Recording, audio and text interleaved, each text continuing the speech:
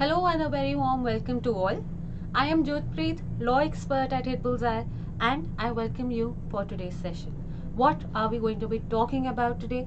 Well, legal news across the country. What exactly will it look like? Well, naturally we're going to talk about some judgments, some important bills and acts that are introduced, as well as some important legal events, appointments, or any form of days. Now, let us quickly begin.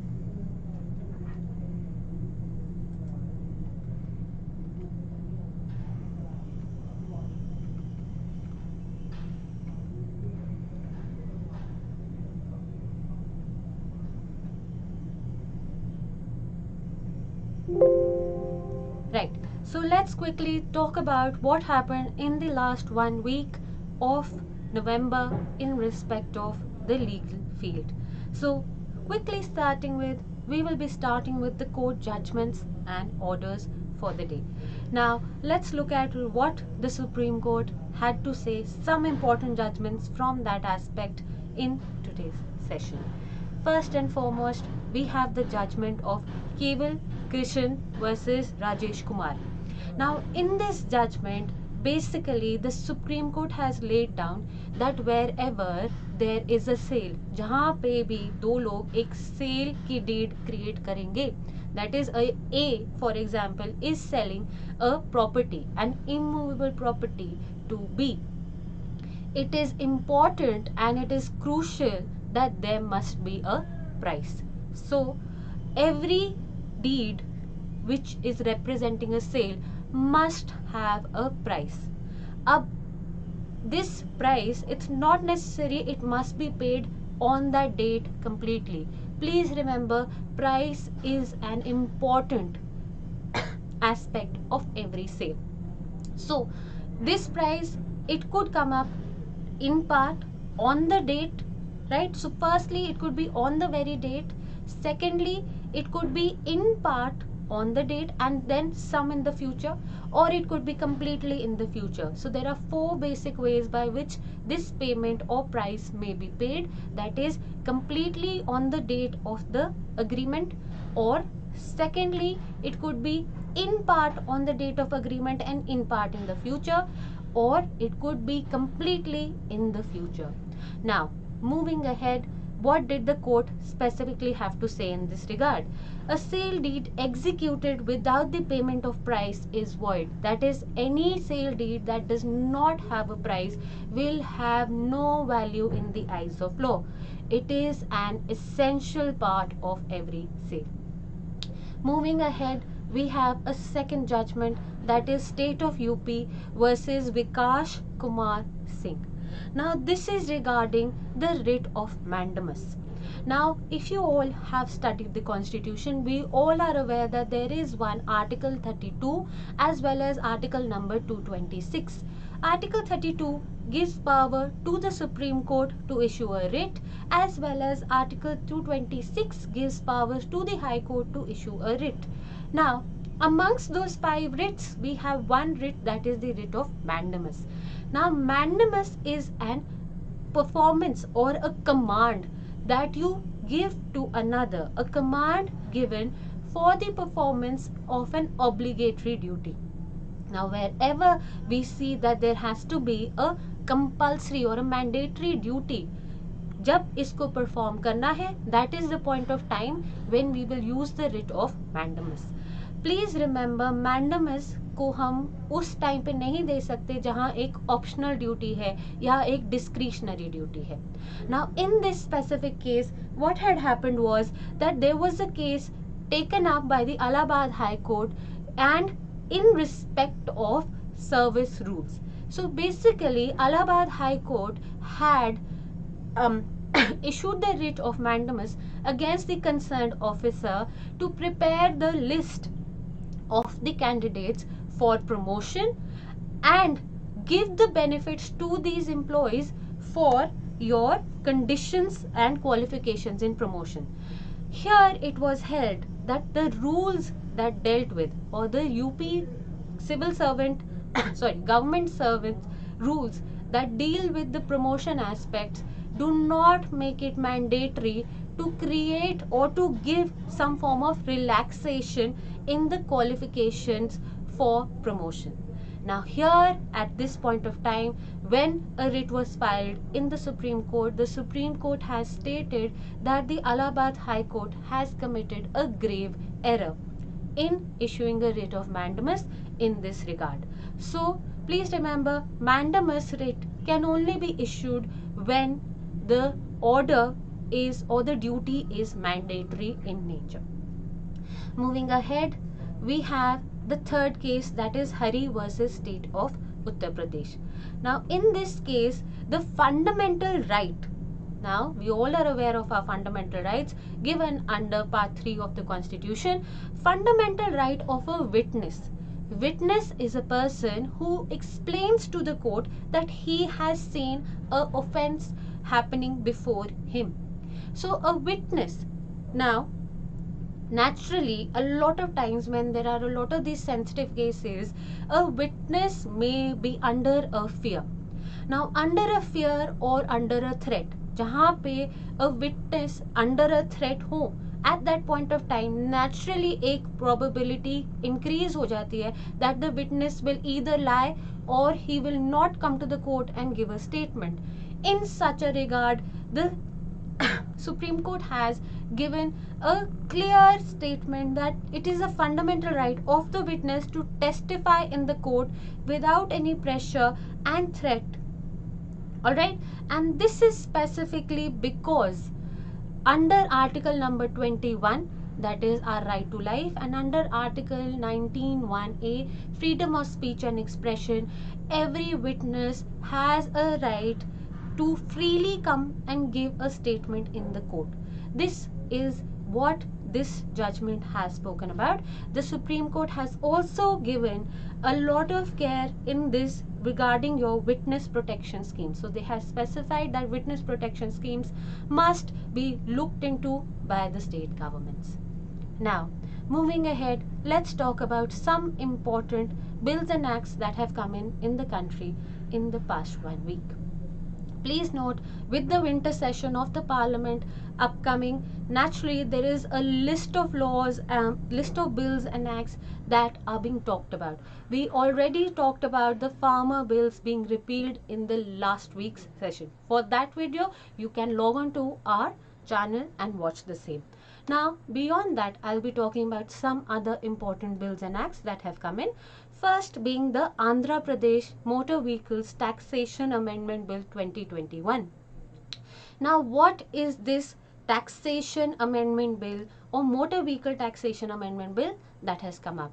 Now, please understand, in January 2021, there was a recommendation given by the central government that we must now start taxing the older vehicles. And why was this done? This was done under the vehicle scrappage policy. Now, please understand that this is now all coming out of one principle of torts, that is the polluter pays principle. Polluter pays principle basically states that the polluter must be held liable for the environmental damage that he has done. So now the Andhra Pradesh state government has given this has come up with this new bill, wherein now it proposes to impose a green tax in the state. What is a green tax? A green tax is basically a tax that is levied on someone who is creating a pollution. What is the purpose? Now, the purpose basically is that the central government states that by imposing a penalty or imposing a cost upon another who is polluting, we will make this person more responsible, and in this responsibility, we will be able to reduce the carbon emissions that are there. So, please note that here in Andhra Pradesh, this tax will be applicable on all the vehicles. However, there will be two exceptions that the Andhra Pradesh state government has taken into consideration, and this is motorcycles and auto rickshaws. So, two exceptions only. However, if we look at it at the greater picture, naturally hybrid vehicles can also be hybrid vehicles, electric vehicles, LPG, CNG vehicles, all of these can also be exempted. Now, second bill, for today is the Cryptocurrency and Regulation of Official Digital Currency Bill 2021. Now, before I talk about this bill, let's talk about firstly what is cryptocurrency. Now, we've been hearing so many talks about cryptocurrency. There are multiple videos. We are today going to talk about cryptocurrency in the most simple and basic language, and that is basically cryptocurrency is digital currency.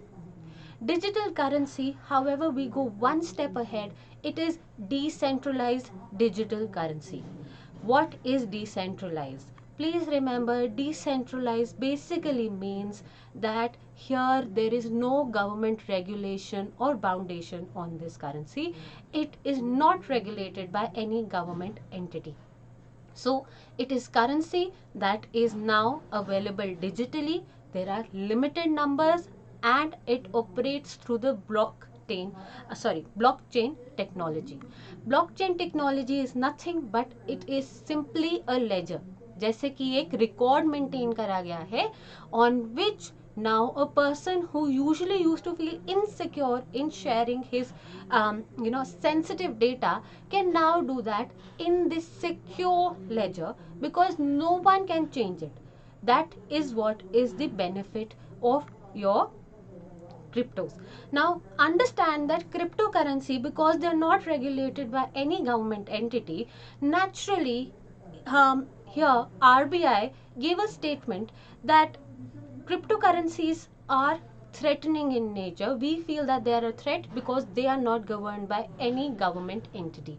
So because they tamper with our own currency, so we naturally want to now come out to banning or regulating it.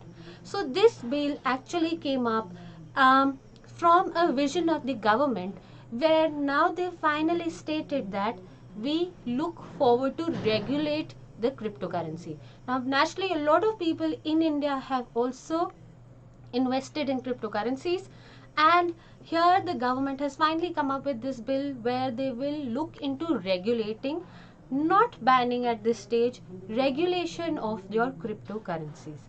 And beyond that, what is the second thing that this bill will look into? It will also look into the creation of a framework for the creation of our own digital currency, which will be monitored by RBI or the Reserve Bank of India. So this is what this bill deals with. Now, next bill that we have for today is the Narcotic Drugs and Psychotic Substances Amendment Bill. Now this is again another bill that is being introduced in the winter session. And why is this? Naturally, with the Aryan Khan case getting so much limelight, here we had a lot of concentration on the topic of NDPS Act. NDPS Act basically looks into banning all activities surrounding drugs. Now, amongst all those activities, the mere possession and consumption of drugs is also criminalized. Meaning, simply आपके पास अगर थोड़ा सा drugs की quantity भी मिलती है, you can be held liable for a criminal offense. Similarly, consumption also. However, looking at the world scale changing, or the environment changing towards, the vision of the people changing towards drugs, here we have seen that yes, NDPS Act should not criminalize the very small little quantities of drugs that are found on a person, because the person who is now under the influence of drugs or he is a drug addict, we should treat him like a victim and not as a culprit. So this is the vision of this act, to decriminalize the possession of limited or a very small quantity of drugs for personal use. And what is the purpose? That is, we need to look into rehabilitation of the victims of abuse. Now, rehabilitation, de-addiction are the basic purposes that we are talking about. However, please remember, this is only for decriminalizing small quantities of drugs and not huge quantities, which are still going to remain as punishable offenses. Now, moving to next, some important events, days and appointments that have come up in the last 1 week.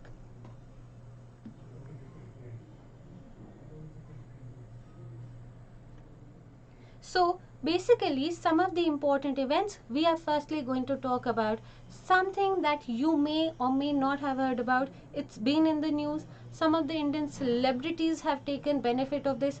What is this thing that we are going to be talking about?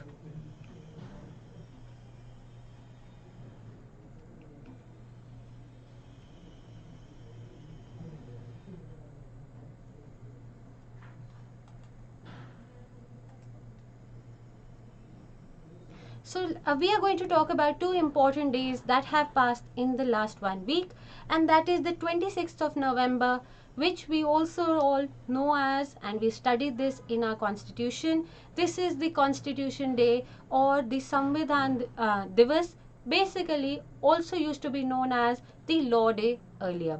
Now 26th of November talks about and deals with the date of adoption of the Constitution. Now, please remember it took 2 years, 11 months and 18 days for the final draft of our Constitution to be ready. When it finally gets ready on the 26th of November, it is finally adopted by the Constituent Assembly. However, please remember 26th November, that is the Constitution Day, is not the date when this Constitution commenced. Please remember 26th of January, 2 months later, to commemorate the importance of the Purn Swaraj Day or the Complete Independence Day, we finally commenced the Constitution on the 26th of January, which we also celebrate today as the Republic Day. Now, next perspective that we are going to talk about is 27th of November, that is your National Organ Donation Day in India. Now you might be thinking why this is important in law, because this deals with more of a humanitarian concept, that is organ donation. Please remember, organ donation deals with various sensitive legal matters. What are these legal matters? Please remember, in respect of organ donation, we have two types of organ donations. One is a living and one is deceased. Now, while a person is living, he may donate the kidney, pancreas, that is a part of pancreas and a part of the liver. On the other end, a deceased person has a wider range. He can donate more organs. Please remember, there is a huge risk about commercial dealings in organs. So for this, we have one act, and that is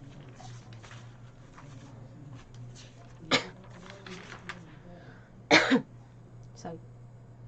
Now, for this, we basically, to regulate the whole process of donation of organs, for dealing of these organs, and to prevent commercial dealings in organs. So, for example, is selling of a kidney legal?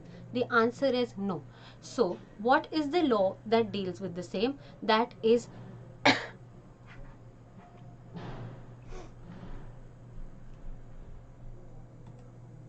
Now, when we talk about the law that deals with this aspect, that is the Transplantation of Human Organs Act, and this act now specifically deals with all the matters related to your dealings in organs. So, now this is where we wind up for today. For more such videos and news updates in the legal field, do follow us on HitBullsEye, and thank you very much.